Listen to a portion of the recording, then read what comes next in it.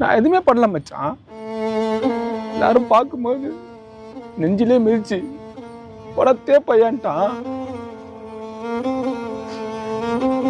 செத்துலாம் போல ஆயிடுச்சு மச்சான். டேய் மச்சான், நான் செத்து போயிட்டா என்ன பண்ணுவேன்?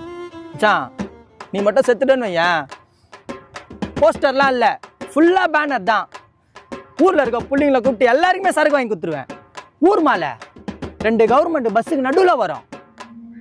டெப்போலேருந்து உன் சாவ பேசுவான். மச்சான், பேனர்லாம் வச்சு செலவு பண்ணாத மச்சான். ஒரு 4 போஸ்டர் அடி போதும். சரி மச்சான். அந்த காசு கூட